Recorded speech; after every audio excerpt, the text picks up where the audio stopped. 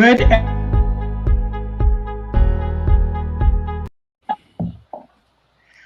Good afternoon, everyone.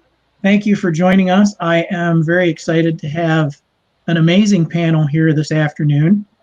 We're going to hear some phenomenal people speak on a very needed discussion, and that's why they're all willing to be here, to take time out of their busy schedules to join us and share information across the country, and as we found out last time, across the world, on the topic of police and individual responsibility and accountability in conflict. So we're actually going to start with Dr. Katherine Kuhlman. Dr. Kuhlman has a double bachelor's degree in criminal justice and psychology, a master's in forensic psychology, and of course her doctorate is in psychology. She's licensed and based in the state of Arizona, licensed also in California, Colorado, and Hawaii, with telehealth, if you're not in any of those states, across a dozen more. She is a board member of the International Association of Chiefs of Police. She's a member of the National Sheriff's Association also, as well as a dozen other expertise organizations, and has shared her expertise on, get this, Newsmax, CBS, Fox News, One American News, and more. So I'm very excited to have her sharing her expertise here with us today. Dr. Kuhlman, let's start with talking about the mentality of people in conflict. Can you tell us a little about how conflict changes our thought processing? Yeah, so when you think about conflict, I think it really first we have to understand how conflict even arises. And so typically conflict will heat up when there's three different conditions present. So the first is going to be controversial or limited data that's subject to different interpretations. So there's different perspectives or viewpoints, high uncertainty, and high stakes. And so I think, when you look over the past year and a half, we certainly have all of these conditions met when we're talking about the conflict that really ensued between law enforcement and particular community groups. And this is even more amplified when there's different value or belief systems, or if there's different interests or incentives involved. And then there's really two types of conflict. So task conflict is kind of like what we're doing right now, which is, we're talking about what ideas can we generate to reduce conflict between law enforcement and the community. So this is a good type of conflict, right? It's healthy. It's what we would call cool conflict, because while there's emotions involved, our reasoning abilities are still really intact. But what we've seen a lot over the past year and a half is relational conflict, which is a lot more emotional. It's counterproductive. And so what this looks like, rioting, really polarizing viewpoints on both sides of the spectrum, name calling, with ACAB, FTP, and all of that stuff. So all in all, conflict can be healthy, but it isn't when the goal becomes to win rather than cooperate or understand. And that's really when our thought processes and cognitions begin to change with conflict, is when we are focused on winning the argument rather than understanding the other side. Which is why I really appreciate what P.E.A.C.E is doing with trying to kind of bridge the gap and understand both sides of things.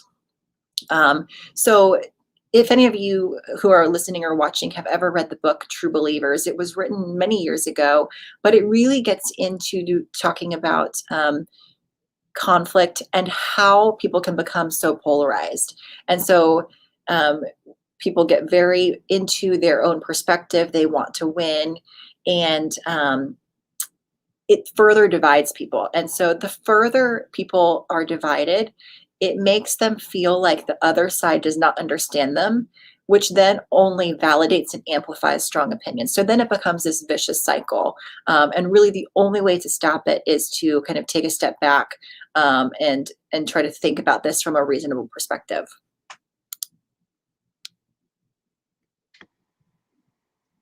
So we're talking about police officers who really spend their lives throwing themselves in the middle of that, much like one of our next guests who will be coming up.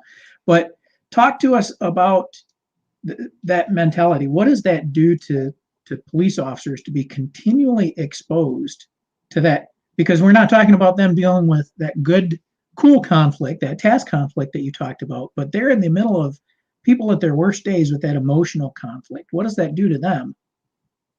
So for the most part, I would argue that law enforcement does approach conflict from that cool mindset. So a good officer that's trained well, who's resilient, and is really kind of at their baseline and doing well, is going to be able to approach conflict in that way. They're going, when they're on a scene of domestic violence, for example, they don't take things personally if they're called names. They're able to separate the issues between two people, and try to reason with both sides logically. Now, the problem that we're seeing is that, officers are under an extreme amount of stress now, and that stress, really, when they're stressed, that ability to filter and reason and determine whether something is personal or not is decreased. So now all of a sudden, when a person calls an officer a name, rather than being able to brush it off, maybe they're internalizing a little bit more and taking it personally and taking it to heart. And so then their response then becomes more emotional. And so that's going to get amplified the more stressed out a person is. So typically you're, unemotional, but you're right. Like, they are constantly dealing with high stress situations, where they're having to manage conflict, and things can escalate very quickly, as we've seen, in the past year and a half, between two sides, when there is a lot of conflict and emotion involved.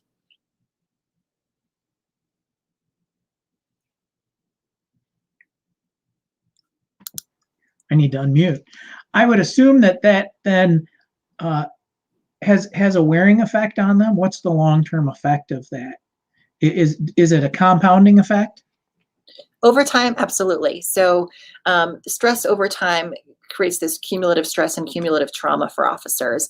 And if they don't deal with it well, eventually it kind of just boils over like a boiling pot. So, I'm obviously a huge proponent of officer wellness and wanting officers to get the right mental health care that they need, making sure that we're taking care of them, because the more that they're taken care of, the better able they're going to be able to perform and do their job and serve their communities. So it all really goes hand in hand. But another thing to consider too is that for many officers, this job is their identity. And so when they begin to feel personally attacked, or they feel like their job, and in many cases like this, their identity, if they feel like that is under attack, or they may be potentially stripped of that, then that's going to also increase stress. So it's really becomes this spiral.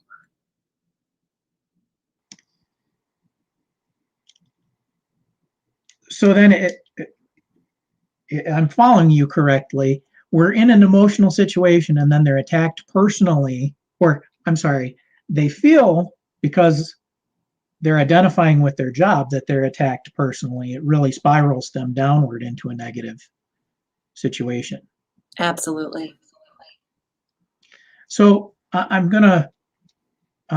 would be asking our chief, Neil Gang, who unfortunately today is busy dealing with his chief responsibilities, the downside of trying to schedule somebody in a 24/7 job. But I will ask Darryl Davis to respond a little bit to that. For those of you who don't know, Mr. Davis has a base as a career musician and actor, and became a self-established race reconciliator. He is the subject of the film Accidental Courtesy, and the author of the book outcoming, The Klan Whisperer. So stay tuned and watch for that publication. Mr. Davis, as an individual who has, and that story is told in Accidental Courtesy, I don't want to steal a bunch from the film, but as a Black man who has walked into Ku Klux Klan members' houses, you are an individual who has faced the possibility of tremendous violence. So what do you see in that violent cycle that police and citizens can deal with? You're muted, sir. It's catchy. Sorry about that. Very similar to what the doctor said. People taking emotions and putting them before them instead of keeping them behind them. begins to escalate. But also, she said something very important, is the stripping of identity. And, that is what amps up the emotions. Just like, when police officers are stopping you for whatever reason, or you're encountering them, and then they're being called names, their mothers are being talked about, or whatever, that you want to offend them with, it's going to push their emotions to the forefront for some of them who are not trained to keep them behind them. Well, the same thing is equal to citizens. When I've been pulled out of a car, or not pulled out, but asked to step out of my car for no good reason, and I have cooperated with the officer, and then he's trying to make me sit on the curb, that is stripping me of my identity, and that amps up my emotion. So then it becomes a conflict. Like, for example, I'm here in the DC area, and some years ago we had what was called the DC sniper, who was going around shooting people, and everybody seemed to think the guy was driving a white van. Well, guess who had a white van for his band? Me. So I was constantly being pulled over and asking to step out the vehicle, and the cops want to search my vehicle and all that kind of stuff. And I, of course, cooperated. Hey, no problem. Here's my license, blah, blah, blah. And most of them were very positive encounters. Thank you. We're just routinely stopping everybody, et cetera, et cetera. Appreciate your cooperation.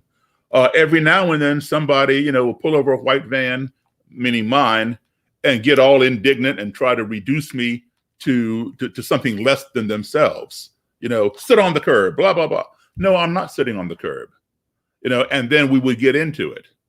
And then they'd have to call in other officers. And finally, I would prevail. And then I'd have to go file a complaint against this officer. I've cooperated. I've done everything the guy asked me to do. I've produced my registration, et cetera, et cetera. So why should I not be treated as an equal or as somebody who is cooperating? So, we each have to learn how to keep our emotions behind us, but not reduce the identity or strip the identity of the other, whether it's a citizen stripping the identity of a police officer, or a police officer stripping the identity of an individual. And I had a discussion with the internal affairs investigator when I filed the complaint against the officer. And I said, why does this particular officer have to yell and scream at the person who is being stopped? And what I was told was that was part of the training here in Montgomery County, Maryland at the time, to put the person on notice and get them to a situation where they're going to be cooperative. I was already cooperating. So why all the yelling and screaming? All that is doing is escalating the situation. I wasn't yelling and screaming, but I understand, it may work in certain circumstances, but it all depends upon the individuals too. If you're dealing with some little old lady from Pasadena or something, yelling and screaming might keep her in her place. But somebody who is just as strong-willed as you are it's not going to work. Yeah, I could probably understand more if the officer had one of those very taxing days, right? We all have situations that just push us to our brink, and then you happen to be the guy stopped at the tail end of that horrendous day. I could probably understand that more than that's their training. I do wish Chief Gang were on to address that. He's taking his department, I know, in a completely different direction from that. And I would hope that isn't any longer the training process for the county. But if I heard correctly, I don't want to put words in your mouth. If I heard correctly, I'm breaking it down as both sides, both police and citizens in those high conflict situations, can simply stop responding with their emotion, look for the individual that is on the other side of that situation, and try to treat them as an equal. Is that a very simple? Absolutely, unless a threat is being posed. Like if of course, if I have something in my hand and the guy's telling me to put it down because he can't see what it is, whatever, obviously I need to put it down. If I don't put it down, he may, amplify his what, I'm ordering you now, put it down now or whatever. Yeah, I get that part. But if everything is cool, nothing is in my hand, I'm not posing any kind of threat, just to come on to me like gangbusters or any citizen, I'm just saying me, simply puts that citizen on edge. And, the fact that the guy has come to the end of the day and he's on the brink, that's not my problem. Right. That's his problem. I might be at the end of the day as well. I'll give you an example of something. This happened for real. I was in college at the time, and I wanted to buy the music librarian her favorite perfume because she was so nice to me as a Christmas present, and this other girl that that I liked, I'm gonna buy her some perfume as well. So I went to the department store in the mall to buy the perfume, and it was very, very busy. Everybody's Christmas shopping, and the lady behind the counter, maybe she was at the end of her day, and I asked her if she, when it's finally my turn, I said, do you have Alliage? And she said, we do not carry Estee Lauder products. Now, I don't know Estee Lauder from Avon, from Mary Kay, or anybody else. All I'm asking for is Alliage. I don't know who makes it, right? So she came on to me like that. And I said, oh, okay. And so I then asked for the other perfume from my other friend, and I forgot now what it was called. But apparently, it too was a Estee Lauder product. And she screamed at me, I said, we do not carry Estee Lauder products. Well, I lost it. And I told her she could take whatever products she did have. And I told her what she could do with them. And the whole floor went silent. All you could hear was the Christmas music playing overhead. And a lady walked up to me who was standing nearby, and she said, sir, I believe you can find both those products at Woodward and Lothrop, down the corridor. I was at Heck Company. I said, thank you. And I went on down to Woody's and purchased the products. Now, this third party who was not involved in this, I guess you'd call it an altercation or conversation between myself and the cosmetic lady at the Heck Company, she came over and diffused the situation. I was happy. The other lady calmed down, and I left the store. I would have left the store anyway. But, if you are in a public place, whether you're a salesperson or a police officer or a receptionist or the doorman at a hotel, you are dealing with the public. From the beginning of your shift to the end of your shift, you need to be as polite at the end of your shift as you are when you first sign on. And if you can't handle that, then you ask your supervisor for a transfer where you don't have to deal with the public, or you tell somebody, hey, I just need a mental break for a few minutes, and go outside and do whatever you have to do to calm down and come back and deal with the public. I get it. Customers can be a pain in the butt. I get it, but we all have that responsibility to treat one another as human beings. And it is incumbent upon us as citizens. It is incumbent upon us as law enforcement officers, because if we're going to work in tandem together, then there has to be that relationship. Right. I think officers now more than ever need to watch that. Remember that every minute their actions are accountable, not just on them, but across the board. I want to turn now to a gentleman who's become a good friend. Founder of Beyond Barriers, Jeff Shope was actually the leader of the largest neo-Nazi organization in the United States for 27 years. And so think about this gentleman who is now on a panel speaking about conflict resolution. He led the National Socialist Movement and is now, much thanks to Mr. Darryl Davis, helping those who want to leave extremist movements adjust to society. Now, Mr. Shope, I think I know that much of your work is in conflict resolution, and you're working on offering those programs to both police departments and communities.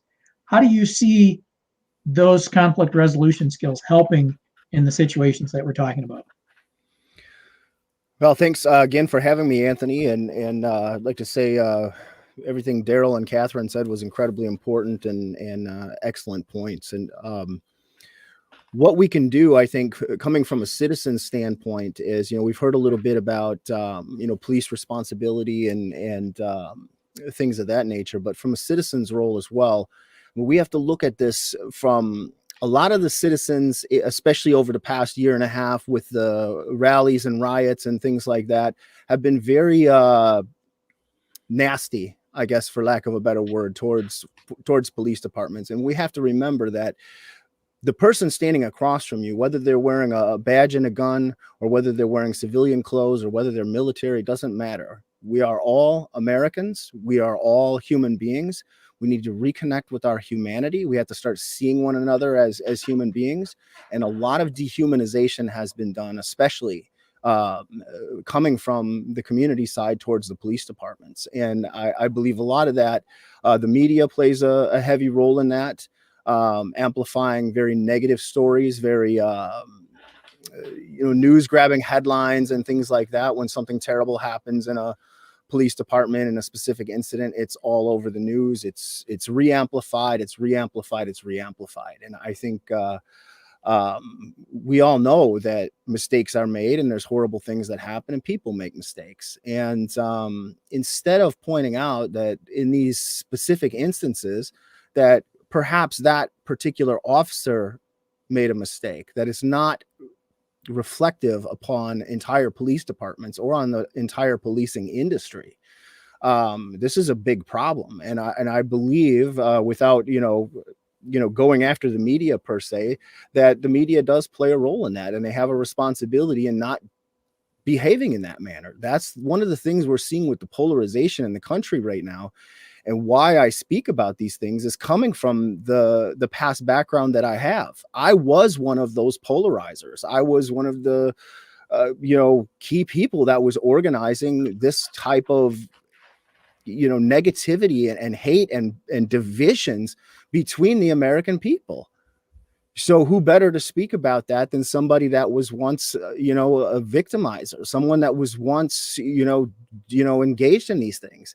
We understand how that works, how people can get to that point, and how to deprogram that, how to reverse those trends, like basically through a reverse osmosis project through our programs. And a lot of that has to do with de-escalation as well.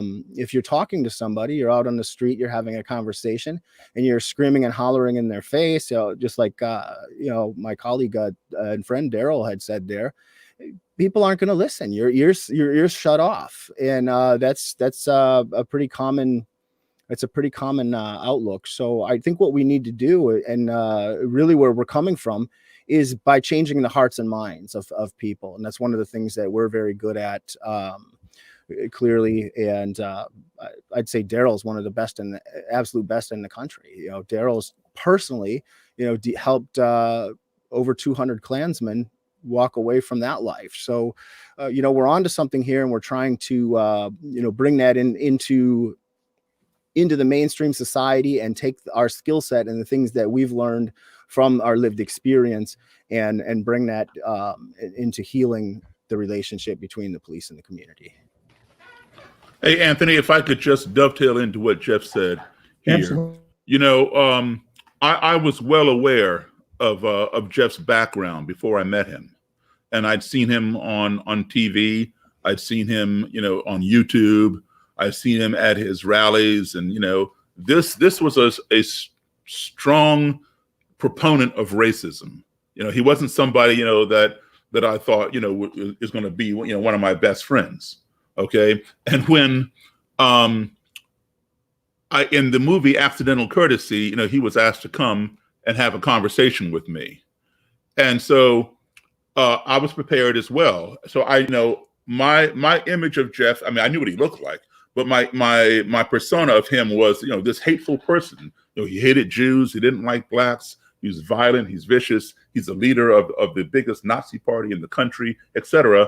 So, I had all these things in my head. And when I arrived, I was expecting to see, because the filming was set up so that he would already be in place. I was going to come in, sit down, and we're going to have this conversation.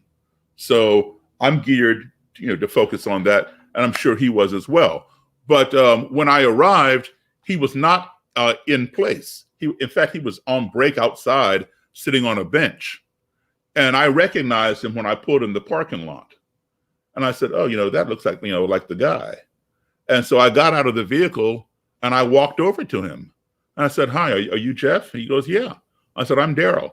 And we just started talking.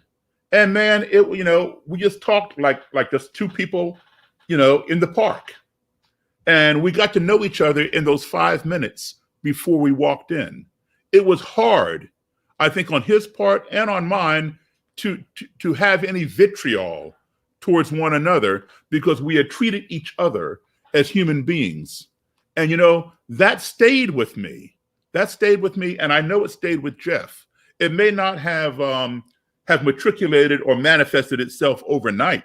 All right. But that stayed with him, and that stayed with me. And, and as we talked in the movie, we were very friendly. And then I think it reached a point where Jeff forgot why he was there. And then he came out of his thing, like, and all that kind of stuff. But then after the filming was over, I hung out with him for a few minutes again, and we talked and we exchanged phone numbers. And I think that initial contact for both of us, I saw the humanity in him, regardless of what I'd seen on TV before meeting him. He saw the humanity in me, and that stuck with him. And that was a stepping stone towards his change of direction. And I think that's key. First of all, Mr. Davis, I have to say that I take some heart to hear that at some point you lost it on somebody.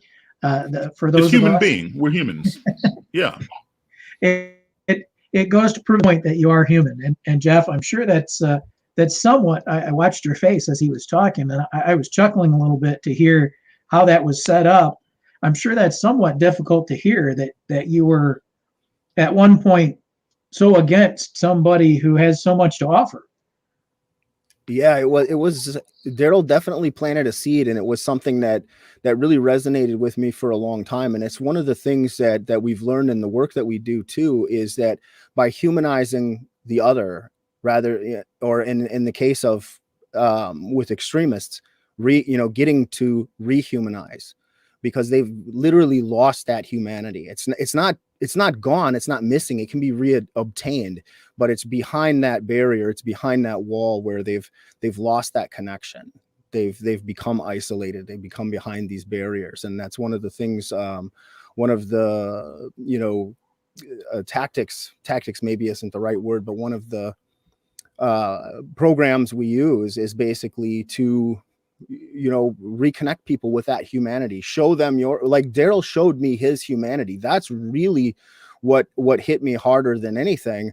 And within the next year or 6 months was meeting a Muslim filmmaker by the name of Deescalation, who did the same thing, showed their humanity, and that reconnected something deep inside. And I think that's key to the work that we're doing here between even citizens and the police, because there's a lot of dehumanizing, especially coming from the community directed towards the police, that the police are these terrible people that, everybody saw that, one terrible incident on the news, and they are dehumanizing the police. And coming from somebody who was a dehumanizer in the past, I know what it looks like, I know what it's about, and that's what's being done. And I think it's terrible. It's not good for the profession. And if you break it down even further, it's not good for our country, because what it's doing is that fine line, that thin blue line, is what is keeping anarchy at bay, is what is keeping criminals at bay.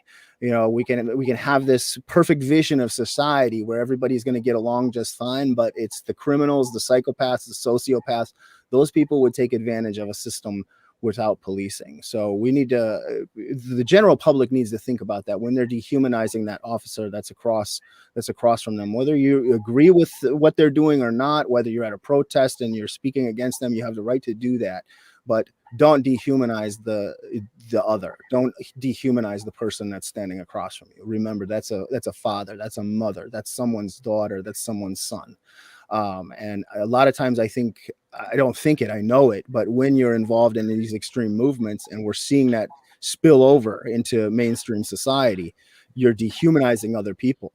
I got off a phone call with an individual just last night that had reached out for help, and they had been in the movement many years ago, this individual, and now they're quite conservative, and they were going off about how anyone that voted for Joe Biden was scum and just some of the most terrible things you can imagine.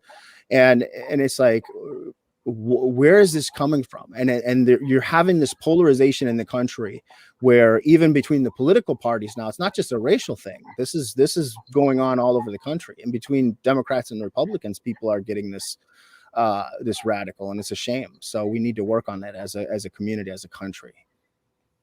And I think I went a little long there on my answer, but that's all right. There's some stuff we're going to come back to, but I want to get our last guest on and get some of her thoughts, because she has a very unique perspective. Dr. Kurakow has spent her life in studying human rights practice, really. She is also, for those of you who are military supporters, she is a U.S. Air Force and Air National Guard veteran, where she has 2 active duty wartime service tours, and is a medal winner. An Air Force Humanitarian Service Medal winner for her performance as a first responder. A member of the American Indian movement, she is a leading expert on Indigenous peoples and their way of life. So, Dr. Kurakow, I know we've spoken just a little bit, and the Indigenous people have a unique way of dealing with conflict to begin with, and their public order. So what are they doing for their public order system? Well, I mean, there's so much to say about it, but I'll give you a little more background because I forgot to bring credentials. My doctorate studies is Applied Linguistics, American Indian Studies, Tribal Law, Master's Forensic Psychology, right? Human Rights Practice, and again, AIS and Appling.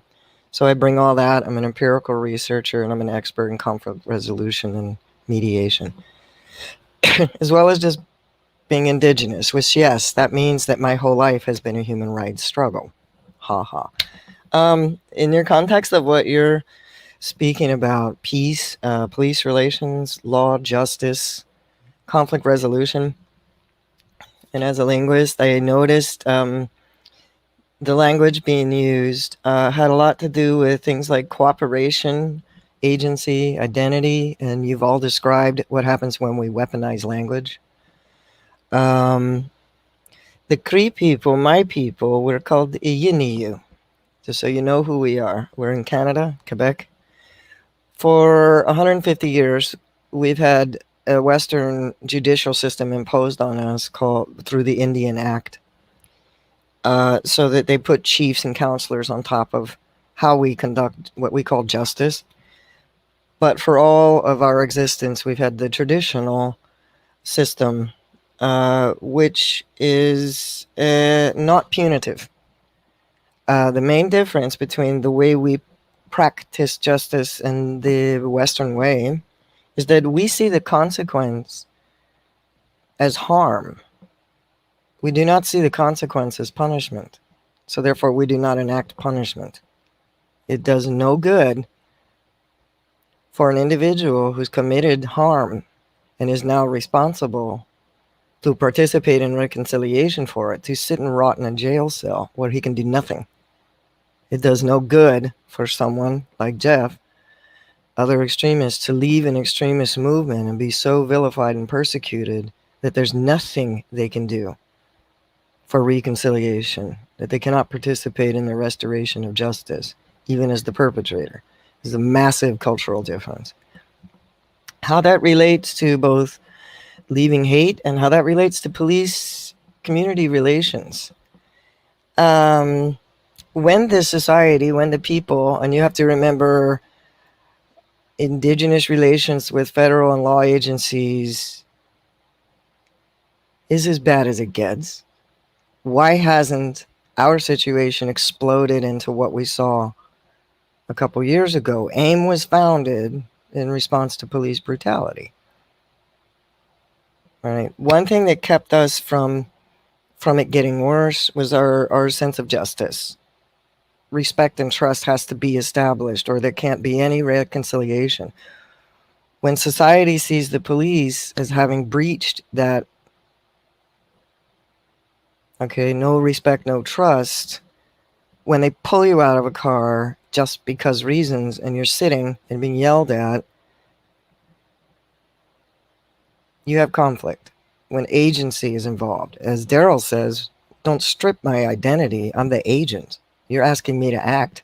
I have as much agency as you have bullets in your gun, but your bullets are going to outnumber me. Now I'm protecting myself and defending my life. These are the worst case situations, as all police officers know. Most police officers never. That's what they're there for, is to stop these things from happening. When everybody's the bad guy and nobody understands responsibility, accountability, and nobody calls justice healing, the harm can't be repaired, the trust and respect can't be restored, the role in the community can't be revitalized. The police officers and the extremists are also mothers, fathers, sons, and daughters. The humanity's gone. When we, as a linguist, big brain linguists do, Dr. Kuhlman probably understands psycholinguistics, right? You know how we are.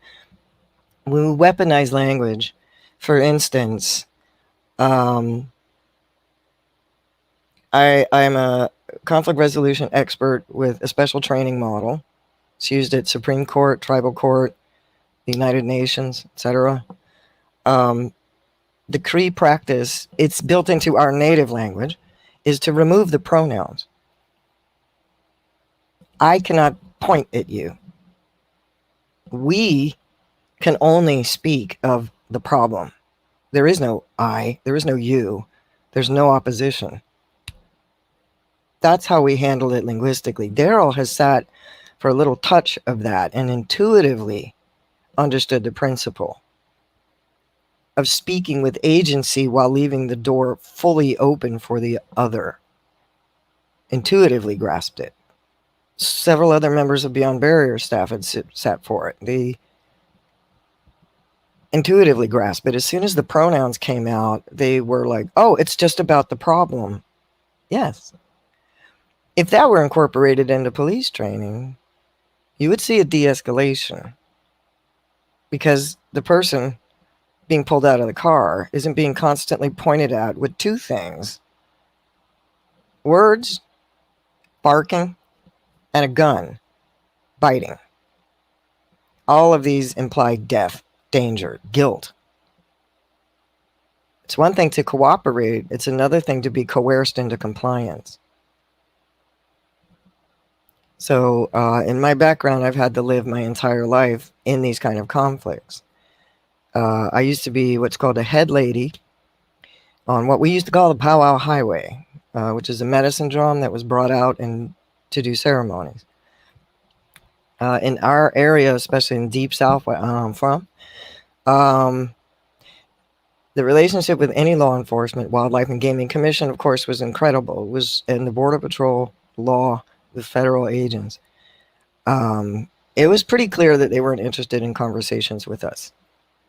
All encounters with them resulted in 3 out of 10 times death, arrest, injury, or disappearance. So I spent 3 years on that drum because I used to be in AIM as a target to let's bring this to a head. These things were done to us in private, not in public, as Darryl mentioned. So you can see how that relationship was not good. What kept us alive and well through all of it was the fact that Euniyu, the word for create, actually means human being. Is the fact that our cultural concept is that in our culture, even the community takes responsibility when a crime has been committed. Can you imagine? Nobody acts on their own. We didn't come into the world on our own. We're not going out on our own. Any harm done to one of us, therefore, is done to all of us. Therefore, all of us, the guy with a gun, the thief, the liar, the abuser, the victim, the family, the community, the mediators, culture itself, all of this sits together.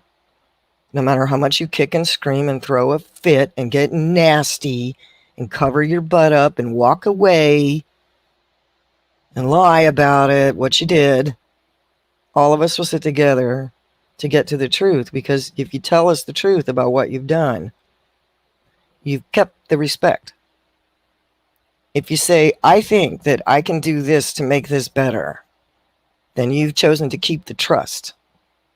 How do we get the trust and respect back between police officers, who are somebody's sons and fathers and mothers and daughters, and the community, before it ends up like what happened to us at Wounded Knee? That is the key question here. Our concept of justice, Anthony, you might be happy to hear about it, is the word translates in English to peace. That's what justice means. But it means to be at peace with oneself. That is justice. With oneself. That's when we know justice has been served. It's a very different concept. When I train in this method, it works. There are options out there for resolution. The need is great. Yes, people are killing and dying. And not even extremists. You know, no offense, people we expect to do this. No, ordinary citizens. The impact on the police community? Devastating. Yeah, So, as Jeff said, the radicalization of not movements, not extremists, but of our country has a lot to do with situations not just between police and community members, but Republicans and Democrats, and there's so much going on with all of that. I do want to get to a viewer question. Dr. Kuhlman, as our psychological expert, some states require and some do not require psychological testing of police officers. Do you support psychological testing of future police officers, and do you find that it can benefit by predicting behavior on the job? So, yes, absolutely, I support it. So, the International Association of Chiefs of Police has guidelines for pre-employment evaluations, which is the type of evaluation that you're referring to in this question. It gets revised about every 4 to 5 years, and I was the chair of the most recent revision, actually. So, hugely supportive of this process. Most states require it. It's definitely the gold standard. Because we want to make sure that officers go into this job suitable to work in public safety, but also stable enough to manage the pressures. Downside, of course, is that after they're hired, life happens. And so you don't know if the person's going to go through a divorce, or they're going to witness trauma, or there's, they're going to experience death in the family. All sorts of problems can arise. It's unpredictable. But yes, huge support of it. The return on investment for agencies who go through the process, I think, is huge, because the cost of having to do an evaluation before you, after you give them a conditional offer, then you would test them. But the return on investment is beneficial, because the cost for doing the evaluation is nothing compared to the cost of what an excessive use of force lawsuit would cost, or defending an officer that engages in other bad behavior on the job, and the amount of cost of training officers. So I'm a huge proponent of it, and I hope to see that states across the country will all adopt it.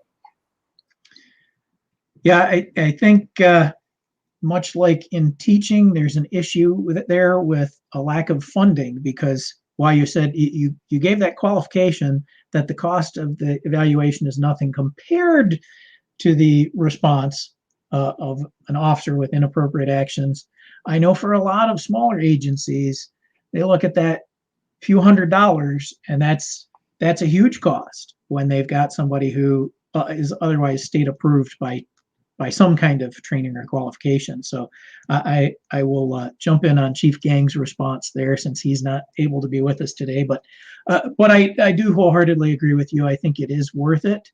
I think it needs to be done, and much like the training that is offered by P.E.A.C.E or Beyond Barriers or Dr. Kurakow, there's that matter of lack of funding. So folks, if you're watching, feel free to reach out, contact your senator and congressman, and ask for some of the government tax dollars that we all contribute to are used to further police training and further qualification for our police officers, because once they're on the job, we have to deal with them, and that's one of the questions that we will forward to Chief Gang. Maybe he can answer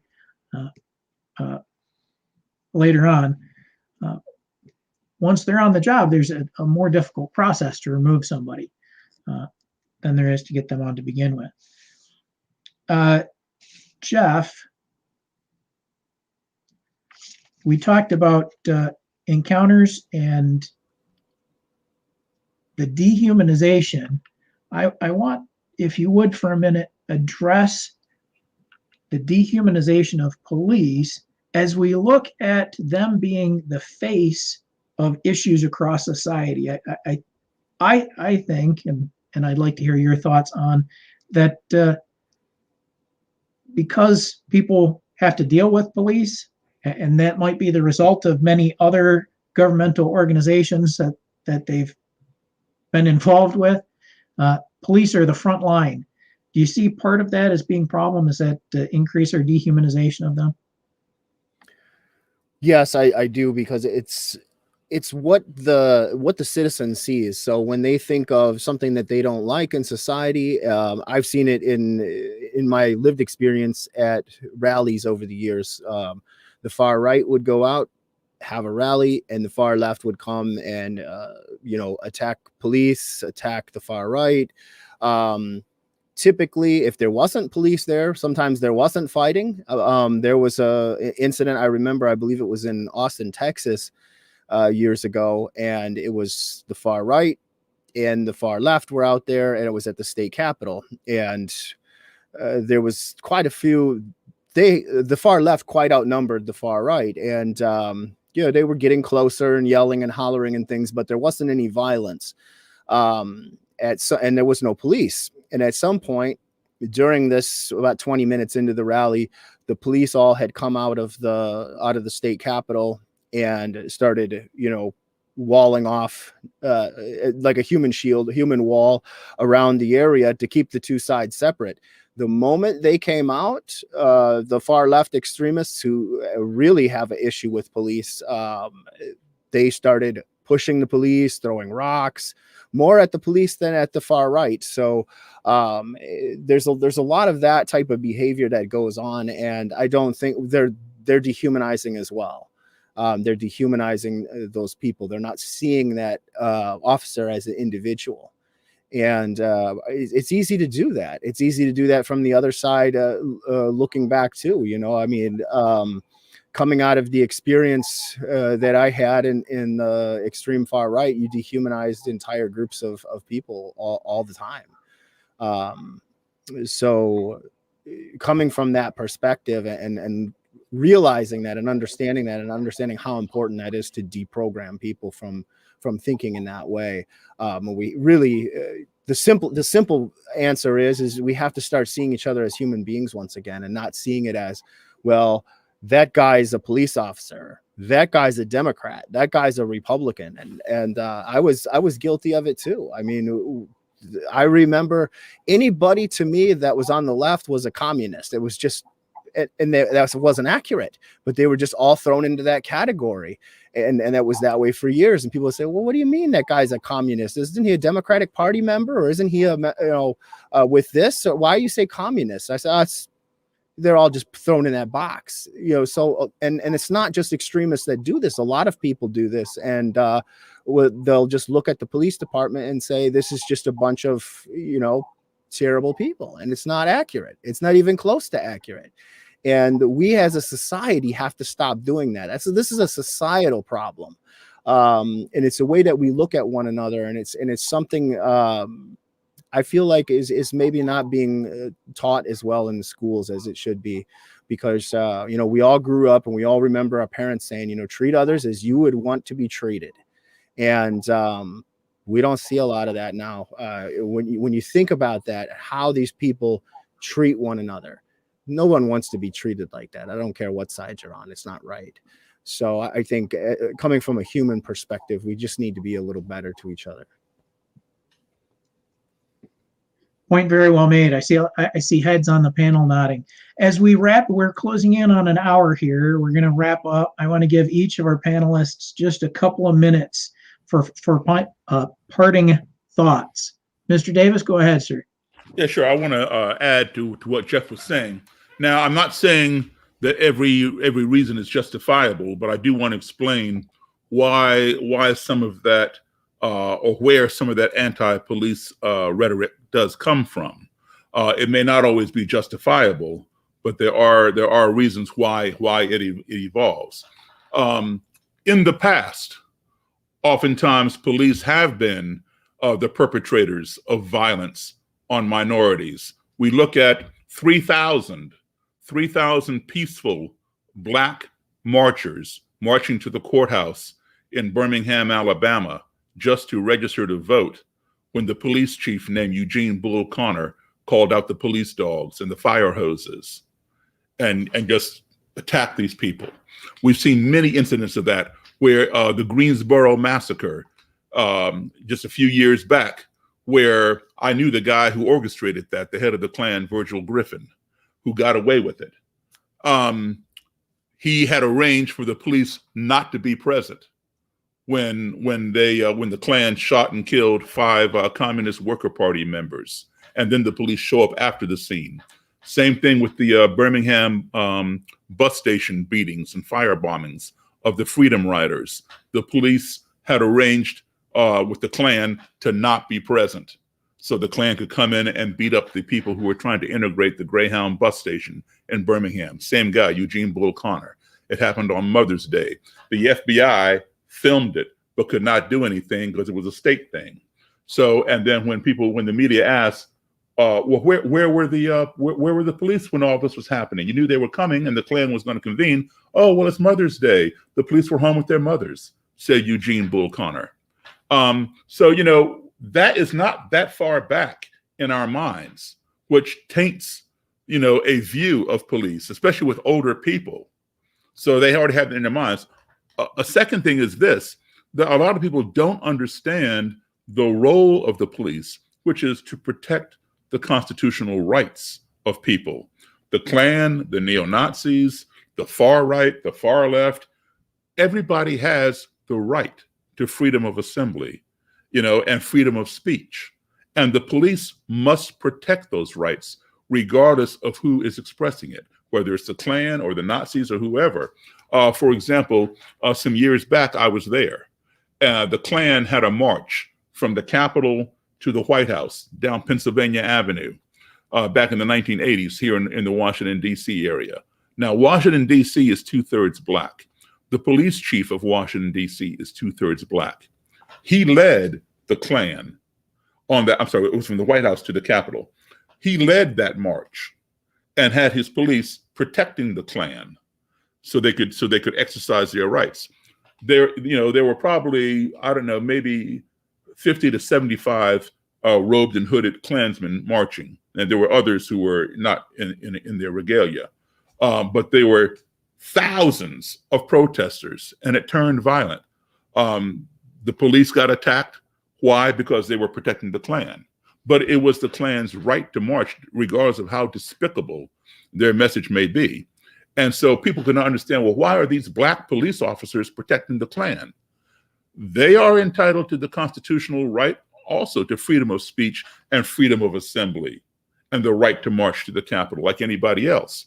So, we need to educate our citizenry about the Constitution and its amendments to understand where we may not agree with somebody, but we have to agree to afford them these rights if we want to exercise those same rights ourselves. So that combined with the fact that some of these things, many of these things did occur where the police were at fault through racism or whatever. But we also need to point out that just like anything else, police have evolved. Now, does that mean that there are no more racist police? Absolutely not. There are plenty of them. I know a lot of them myself personally. All right, but they have evolved from the likes of Eugene Bull Connor and his colleagues from back in the day. So we need to educate the public about that as well.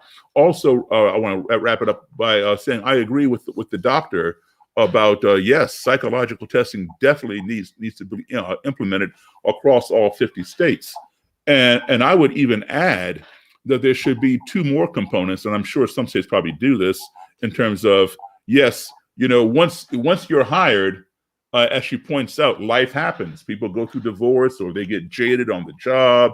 Mentality changes and things happen, which is why there should be periodic checkups to make sure that person is still in the same kind of frame of mind that they were in when they joined, or they have evolved for the better and they're not spiraling downwards to being a potential threat to themselves or their law enforcement agency or the community, because those things can happen too. And to put money into this testing is like having insurance. You drive around in your car with no insurance. You may have an accident, you may not, but if you do, it's going to cost you big time. And I would also add that there are tests that can be given, like Harvard has the implicit bias test. There are other ones that can be developed, perhaps even better, that could also be put into these psychological tests when hiring police officers to determine if this person is a good fit in terms of racism or extremism or whatever, or anti-gay, anti-female, anti-whatever. Those things can be determined through some tests. Well, and that's Dr. Kuhlman, I'm going to ask you to respond a little bit to that bias testing here in just a second, because I think we part of what we have to recognize, as I heard each of you say, is that we're all different, and to some extent, then we're all going to have biases. So I don't think it's as much about eliminating all the biases as understanding that we can be biased and work with each other a little bit. Much like you mentioned, several incidents where police were used to oppress or to become violent against minorities. In the cases you mentioned, often blacks. Dr. Kurakow mentioned Indian oppression. I think military, armed forces of all kinds, military and police across the globe have always been used in those oppressive manners in some form. I think we also have to recognize that it's usually those same forces that are then used to fight for freedom. So it's, again, part of that education process that we have to focus on, and I think officer training is making sure officers know when they should refuse an order for the good of their community, so that they're not caught in those situations. But Dr. Kuhlman, in your closing comments, if you will, just that bit about bias testing, ma'am. Yeah, and Darryl, I love that you brought that up, because that's been a huge hot topic right now within the police psychological services community, is how can we integrate some of this into our current batteries, because police departments are wanting the answer to this question too, because, I'm sure if Chief Gang was here, he would say, what he always says, which is, no one hates a bad cop worse than a good cop.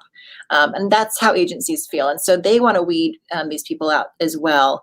I can say, just kind of having some insider knowledge, that some of the tests that we currently use, there is some research being done on some scales that may have the ability to predict intolerance.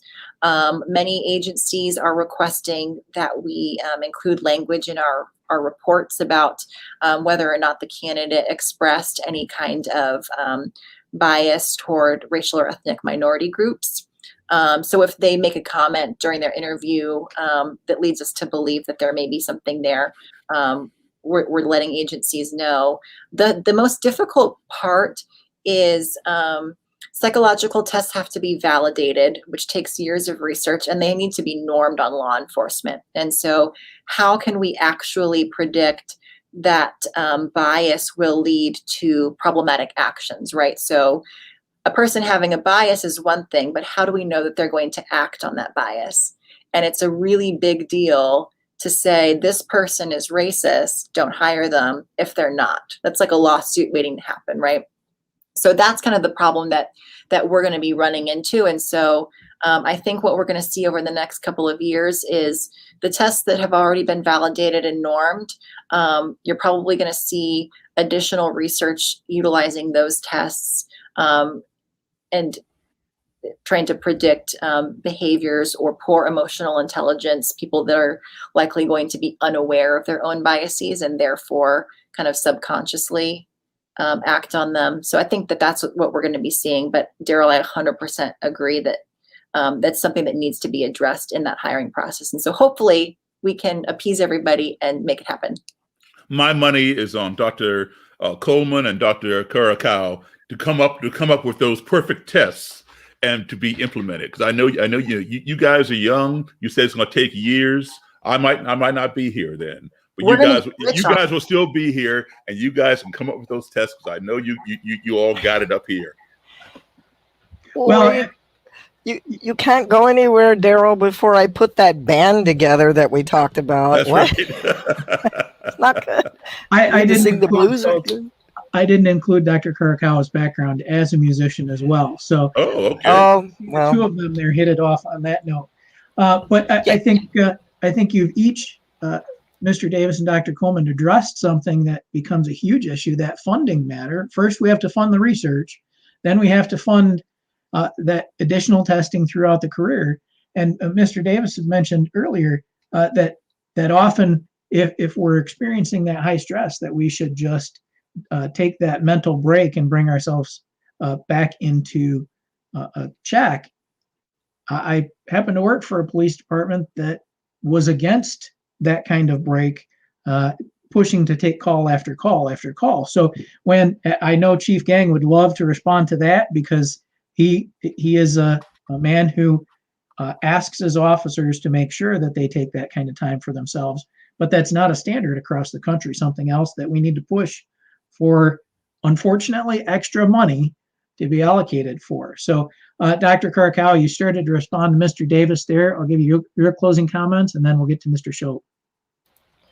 Mine were short. In respect to your chief, which is a funny title, just so he might know, Cree people have a word we were forced to create for the word chief. It meant a person who signed a treaty. It's called a hukamau. It means pretend chief.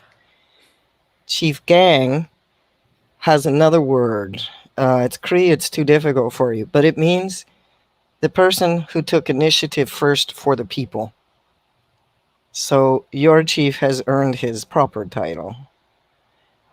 So, but you as a community are responsible to make his job of leading you easier. Second, yeah, there are ways, things like the bias test. Actually, Darryl, I do. You're right. I do administer it. So perhaps Dr. Kuhlman and myself can sit down and do that. I was really happy because I'm the director of research, training, and outreach for Beyond Barriers, that she said, boss, yeah, it takes a while. See, we've only been doing this a year. It takes a while, right? Okay. There is a way to reconcile the situation, and it's desperately needed.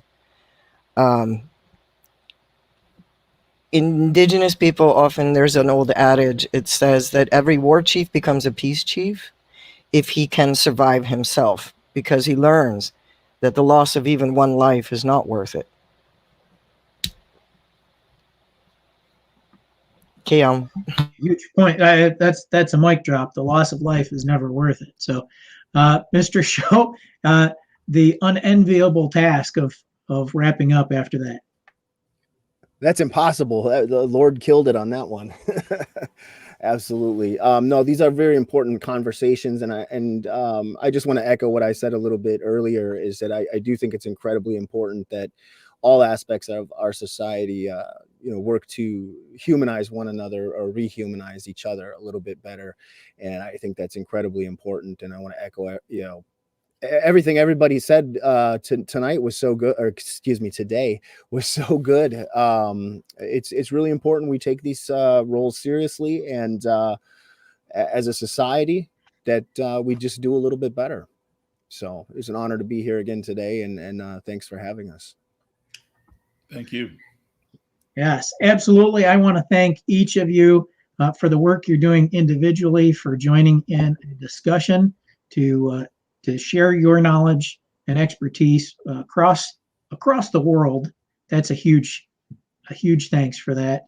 Special thanks to Acacia Dietz, Managing Director of Beyond Barriers, for hosting this discussion and making all of the technical see, I can't even say technology, making all of the technology work for everyone.